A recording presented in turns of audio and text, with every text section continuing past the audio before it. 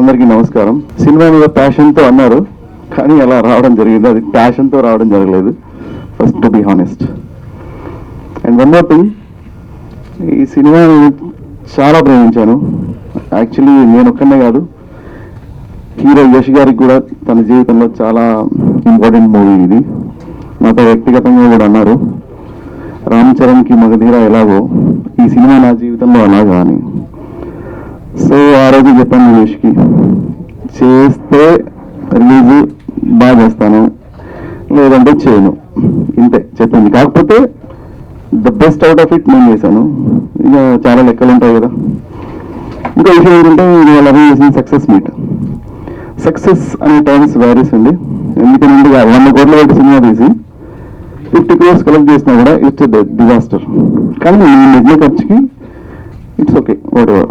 కానీ నా దృష్టిలో సక్సెస్ అంటే talk, ground report. Actually celebration పెట్టిపోయాను వెళ్ళాము. అస్సలు ఏమి టాక్ అంటే మీరు నమ్మరు, ఎక్సలెంట్. ఇంత మంచి మూవీ చూడలేదు అట్లా అంటున్నాను. ఎందుకంటే వాస్తవంగా నేను కూడా సినిమా చాలా నచ్చింది. అప్పుడే డిసైడ్ అయ్యాను ఇంకా ఇమ్మీడియట్గా సక్సెస్ మీట్ పెట్టేయాలి అని. చాలా మంది కలెక్షన్స్ బేస్ చేసుకుని పెడతారు, కానీ వాళ్ళు చేసిన ప్రమోషన్స్కి వస్తాయి, ఫస్ట్ డే కలెక్షన్స్ వస్తాయి, ఎందుకంటే వీళ్ళు చూస్తారు. అసలు నేను ప్రమోషన్ వెరీ మిలియన్ చేశానండి. ఎందుకంటే సినిమా లేట్ అయింది రిలీజ్. చాలా ఎందుకు టాక్ని బట్టి ఒక్కొక్క స్టెప్ వేద్దాం, గ్రౌండ్ రిపోర్ట్ని బట్టి వేద్దాం, ఊరికి ఎందుకు పల్స్ని బట్టి వేద్దాం, ఇట్లా చాలా క్యాల్కులేషన్స్ మధ్యలో ఒక ఇంకా మీకు చిన్న విషయం చెప్పాలండి, ఇంత సభాముఖంగా చెప్తున్నాను. పోలీస్ డిపార్ట్మెంట్ మీద కాల్ వచ్చి వాళ్ళు కూడా ఈ సినిమాని ప్రజల్లోకి తీసుకెళ్ళాలి అని చెప్పారు. అంటే అంత మంచి సినిమా ఇది. ఎందుకంటే మాస్ యాక్షన్ అండ్ ఫ్యామిలీ రెండు కంబైన్ టుగెదర్. రాజధాని రౌడీ అందరికీ పోస్టర్ చూస్తే మాస్ యాక్షన్ అనుకుంటున్నారు, బట్ ఇట్స్ ఫ్యామిలీ మూవీ. అది ఒక్క కేవీ రాజు గారు లాంటి అంత పెద్ద సుప్రసిద్ధ దర్శకులకు మాత్రమే ఈ రెండింటిని జోడించి చేయడం సాధ్యం. మన తెలుగులో అట్లా చాలా మంది ఉన్నారు, వినాయక్ గారు చాలా మంది ఉన్నారు. సో నేను ఇవ్వండి, ఇంత మంచి మూవీని దయచేసి ఇంకా పైకి తీసుకెళ్తారని ఆశిస్తూ. Thank you very much. నమస్కారం. ఈ నైజాం 94 థియేటర్స్ పడ్డాయి. ఇవి అసలు సి క్లాస్లో చిన్న సినిమాలు అసలు పోతలేవు. ఇన్ని రోజులు 3-4 వారాల నుంచి చూస్తున్నాము. ఏ సినిమా వేసినా అసలు ఒక్క షో నడుస్తలేదు. అట్లాంటి సినిమా ఇది సి క్లాస్లో. నాకు నేను అందరు ఎగ్జిబ్యూటర్ ఫోన్ చేసి చాలా రోజుల తర్వాత ఈ కలెక్షన్ ఉంది, 4 షోల మీద 12,000 13,000 సి క్లాస్లో కలెక్షన్ ఉంది, చాలా రోజుల తర్వాత ఉంది. మ్యాక్సిమం ఒక్కొక్క సి క్లాస్లో 40 నుంచి 45,000 చేస్తుంది కలెక్షన్. చాలా మంది ఫోన్ చేస్తుంది. అసలు 4 వారాల నుంచి మాకు థియేటర్ బంద్ ఉంది అని చాలా మంది చెప్పారు. నిన్న 2035లో 4 షోస్ కలెక్షన్ 65,000. అసలు ఆ కలెక్షన్ చూడక చాలా రోజులు వాళ్ళు అంతమంది 4-6 వారాల నుంచి అసలు షోకి 4,500 రూపాయలు ఉన్న కలెక్షన్. నిన్న వాళ్ళు చూసి సార్ నందగోపాల్ సార్ ఫోన్ చేసి చాలా బాగుందమ్మా కలెక్షన్ అని చెప్పిండు. థ్యాంక్స్. ఇది నా సినిమా కాదు కానీ మా సినిమా. ఎందుకంటే సంతోష్ నాకు చాలా ఇష్టమైన వ్యక్తి. చాలా ఇష్టపడి, ఎంతగా అప్పాజీగా చెప్పినట్టుగా కష్టపడి, ప్రేమతో, పిచ్చితో ఈ సినిమా తీశాడు. ఈ సినిమాని సక్సెస్ఫుల్గా రిలీజ్ చేశాడు. అందుకు ముందు వాళ్ళిద్దరికీ మనం సన్మానం చేస్తున్నామండి. ఇప్పుడు గెస్ట్గా వచ్చిన ప్రసన్న కుమార్ గారు కూడా నాకు అతను షాలు ఇవ్వాలి. మేము అలా కాదు, మనం కూడా గౌరవించాలి నిర్మాతని. అతను ఎంత కష్టపడి సినిమా తీశాడు, ఎంత కష్టపడి రిలీజ్ చేశాడు నాకు తెలుసు. అతను ఎంత పెయిన్ ఉందో తెలుసు నాకు. అందుకని ఇది మా సినిమా అన్న. అలాగే ఈ సినిమాని చక్కగా ప్రమోట్ చేస్తున్న బాక్స్ ఆఫీస్ రమేష్ గారికి, డబ్బులు ఇవ్వకపోయినా పేమెంట్ ఇవ్వకపోయినా యాంకరింగ్ చేసిన మా అప్పాజీ గారికి, అలాగే చిన్న సినిమా ఉంటే బతకాలి, చిన్న సినిమాకి మనం ఏమి హెల్ప్ చేద్దాం అని ఎదురు చూసే ఏకైక వ్యక్తి మా ప్రసన్న కుమార్ గారు. నేను ఎక్కడో ఈఎఫ్ఓ క్యూబ్ లాంటి చిన్న సమస్య వస్తే అన్న ఇలా జరిగిందన్నయ్య అంటే దాని చెప్పి వెంటనే ఆయన ఫోన్ చేసి మాట్లాడి ఆ సమస్యను వెంటనే పరిష్కరించారు. అంటే నిర్మాత అనేవాడికి సాటి నిర్మాత కష్టం వచ్చినప్పుడు ఒక మాట సాయం, మంచి సాయం, డబ్బు సాయం చేయటమే గొప్పవాడు కాదు, చిన్న మాట సాయం చేసినా కూడా గొప్ప అవుద్ది. అలాగా చేసిన మా ప్రసన్న కుమార్ గారికి అభినందనలు. ముఖ్యంగా ఇందాక అప్పాజీ గారు చెప్పారు, చిన్న సినిమా అంటే చిన్న నిర్మాతలన్నా మా ప్రసన్న గారికి ప్రాణం. పెద్ద సినిమాకి ఫంక్షన్ పిలిస్తే ఆయన రాడు, ఎల్లడు ఫంక్షన్కి. ఆయన చిన్న సినిమా ఫంక్షన్ పిలిస్తే ఖచ్చితంగా వస్తాడు. ఎందుకంటే పెద్ద సినిమాను ప్రమోట్ చేయడానికి 10 మంది ఉంటారండి. చిన్న సినిమా ప్రమోట్ చేయడానికి మా ప్రసన్న కుమార్ గారు, నేను, ఇలా మనం మంచి మనసుతో ఉన్న మా దామోదర్ ప్రసాద్ గారు కూడా ఎంతో పెద్ద ప్రొడ్యూసర్ ఆయన. కానీ ఆయన ఛాంబర్ సెక్రటరీ అయిన తర్వాత, ప్రొడ్యూసర్ కౌన్సిల్ ప్రెసిడెంట్ అయిన తర్వాత ప్రతి చిన్న సినిమా ఫంక్షన్కి పిలిస్తే వెంటనే పలికి ఆయన ఫోన్ ఎత్తి ఫంక్షన్ వస్తున్నారు. అంటే ఇవన్నీ కూడా ఒక నిర్మాతను ఎంకరేజ్ చేద్దామనే ఉద్దేశంతో చేసే మంచి పనులు.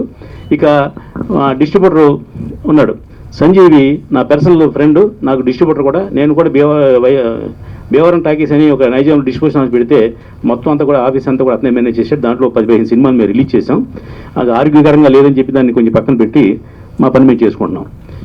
ఈవేళ ఈ రాజధాని రౌడీ సినిమా విషయానికి వస్తే, యాష్ ఇంత కేజీఎఫ్ అని పెద్ద హీరో అవుతాడు అని తెలియక ముందే అతను ఆ సినిమాని కొని చక్కగా డబ్బింగ్, మంచి క్లాసికల్ డబ్బింగ్ చెప్పించి క్వాలిటీ తోటి సినిమాని రిలీజ్ చేసి ఈవేళ ఎన్నో ప్రయాసాల మధ్యన రిలీజ్ చేశారు. ఎందాక మన సంజీవ్ చెప్పినట్టుగా ఈ మధ్యకాలంలో సి క్లాస్లో చాలా థియేటర్లు క్లోజ్ చేశారండి. ఎందుకు? ఎవరైనా కోరికలు వచ్చేస్తారు, కానీ అది ఎగ్జిబిట్లు అందరూ కూడా ఏంటంటే వాలంటరీగా మేమే క్లోజ్ చేస్తున్నాం, ఎందుకంటే మాకు సినిమాలు రావట్లేదు, సినిమాలు లేవు అనే ఉద్దేశంతో క్లోజ్ చేశారు. ఆ క్లోజ్ చేసిన థియేటర్లో కూడా ఈవేళ ఓపెన్ చేసి ఈ రాజధాని రౌడీ సినిమా వేశారు. మన సంజీవిని ఆ సినిమా కావాలని నాకు ఇవ్వండి అని అడిగారు. అంటే ఒక డిస్ట్రిబ్యూటర్ని ఎగ్జిబిట్ అడిగేస్తే స్థాయికి ఉన్న సినిమా ఇది. ఆ సినిమాని ఒక యాష్ హీరో ఉండొచ్చు, లేదా సంతోష్ కష్టపడిన పబ్లిసిటీ కానివ్వండి, ప్రమోషన్ కానివ్వండి, అతను రిలీజ్ చేసిన విధానం కానివ్వండి, ఏదైనా కూడా ఆ సినిమాకి మంచి హైప్ వచ్చింది. 94 థియేటర్లో ఈవేళ ఒక చిన్న సినిమా రిలీజ్ అయిందంటే it is not a joke అండి. ఇప్పుడు థియేటర్లు దొరకట్లేదు అందరూ రోజు ముత్తుకుంటూ ఉంటారు. అదే చెప్పి ఓన్లీ నైజాం గురించి మాడుతున్నానండి. నైజాం ఆంధ్రాలో ఇప్పుడు అవైలబిలిటీ ఉంటే థియేటర్లు ఎక్కడ ఇబ్బంది లేదు. ఆంధ్రాలో కాదు, నేను ఒక నైజాంలోనే 94 థియేటర్లు రిలీజ్ చేశారు. ఆంధ్రాలో కూడా చాలా 60 థియేటర్లు రిలీజ్ చేశారు. ఆంధ్రాలో డిస్ట్రిబ్యూటర్ కూడా అందరూ మా ఫ్రెండ్స్. అతను ఎస్టీ రిలీజ్ చేసిన ప్రసాద్ కానివ్వండి, అలాగే కృష్ణా జిల్లా, గుంటూరు జిల్లా రిలీజ్ చేసిన వాళ్ళందరూ మనకు రెగ్యులర్గా మన ఫ్రెండ్స్ డిస్ట్రిబ్యూటర్లే. ఏదేమైనా ఒక మంచి సినిమా తీస్తే డిస్ట్రిబ్యూటర్లు ఉంటారు, ఎగ్జిబిటర్లు ఉంటారని ప్రూవ్ చేసిన సినిమా ఈ రాజధాని రౌడీ అండి. మనం ఏదో సినిమా తీసి మనకు నచ్చిన సినిమా తీయడం కాకుండా ప్రేక్షకులు నచ్చే సినిమా తీస్తే ప్రేక్షకులు కూడా థియేటర్కి వస్తారు. సుదర్శన్ థియేటర్ అంటే నాకు తెలిసి 1,50,000 ఎంత కెపాసిటీ అండి. ఆ సినిమా కూడా ఆ థియేటర్లో కూడా ఈ సినిమా మెయిన్ థియేటర్లో వేసిన సినిమా అంటే గ్రేట్. ఇవాళ మెయిన్ థియేటర్లో అయితే చిన్న సినిమాలు దొరకట్లా, అటువంటిది మన సంజీవ్ వల్లే ఆ సుదర్శన్ థియేటర్ దొరికింది. అలాగే మల్టీప్లెక్స్లో వేశారు, అన్ని చోట్ల వేశారు. ఏది ఏమైనా ఈ రాజధాని రౌడీ అనే సినిమాని సక్సెస్ఫుల్గా రిలీజ్ చేసిన మా సంతోష్ని మరొకసారి అభినందిస్తూ, అతనికి చేదుడు బాదుడుగా ఉండి రిలీజ్ చేయడానికి సహకరించిన మా సంజీవిని కూడా అభినందిస్తున్నా. ఓ మంచి సినిమా ఉంటే ఎప్పుడు మీ అందరం వెనకాల ఉంటామని తెలియజేస్తూ, ఈ సినిమా 7 రోజులు ఆడితే సూపర్ హిట్ అయినట్టు లెక్క. ఈవేళ 2 రోజు ఈవేళ మార్నింగ్ కూడా కలెక్షన్ బాగుంటుందని నేను ఎక్స్పెక్ట్ చేస్తున్నాను. ఇక ఈ సినిమా ఈ కంటిన్యూ ఈ వారంలో ఆడుతుంది.